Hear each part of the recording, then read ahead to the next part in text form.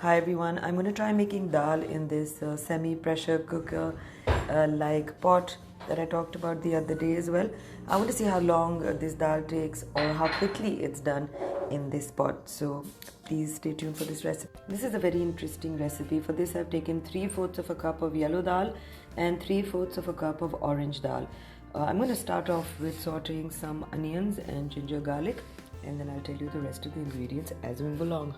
I've added some oil to this pot, and before I start off with the onions, I'm going to flavor the oil with 1 bay leaf. There's a little bit of cinnamon and green and black cardamom. There's 3 to 4 cloves. Add some curry leaves. I love the sound of that. Add 1 large sliced onion, 2 green chilies and 2 bird's eye chilies sliced. If you don't have bird's eye chili, you can use a little bit of red chili flakes. Okay, next up 1 teaspoon each of ginger and garlic.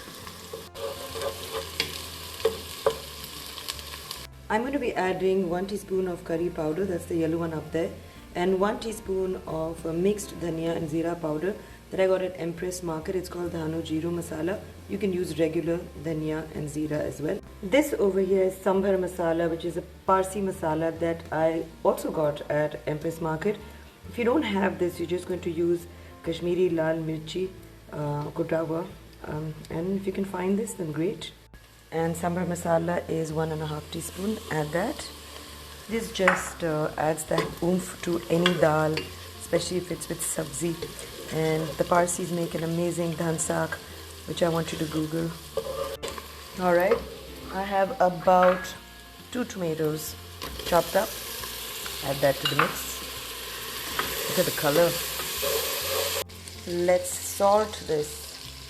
I'm using pink Himalayan salt, as you must have noticed recently. I'm going to add a little bit of water to help the tomatoes cook, and I shall cover this and cook this. I just love this part. I think this is going to be my new favorite pot. And while that happens, I've got a pot of water here, salted water, and I'm going to be adding 1 teaspoon zira, cumin, 1 teaspoon coriander, these are seeds, and a little bit of ginger and a little mint to this, and 1 bay leaf. And this, my friends, is going to be the water that I boil the rice in. I've taken 2 cups of rice and I've soaked it already. And let me remind you that this dal had already been soaked earlier in the day. Forgot to mention it. This is what I'm always scared of. But this is not a pressure cooker. It's a semi-pressure cooker. Okay, so no need to be scared, Nat. Okay, I believe the tomatoes have softened much faster than they would have in any other pot. Saute that while I'm adding both the dals, and I'm going to saute the dal really well too.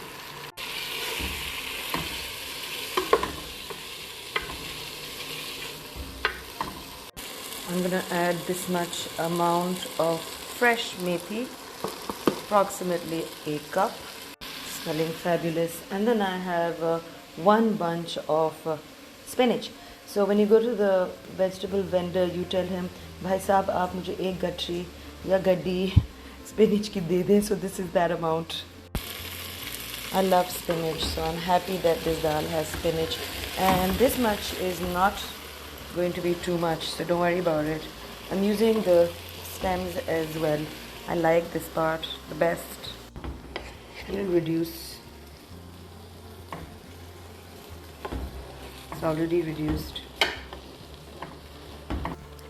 See, it has reduced, and the water for the rice is ready.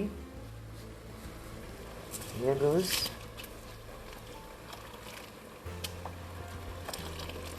So I have a tiny quirk. I don't want to leave any morsel of rice. I want it all to be used, because I know ke dane dane pe likha hai khane wale ka naam, right? So I don't want any one morsel to be wasted. I meant to say grain of rice, or is it morsel?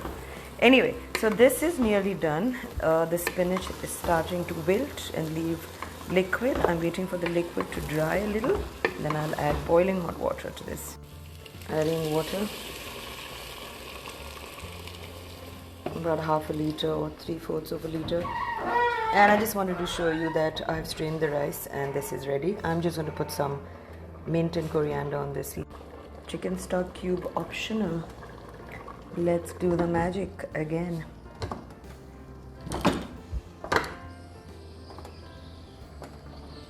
Okay, done. Checking the status of this. I love doing this. It looks ready. I'm going to add another couple of ingredients to this, so stay tuned, guys.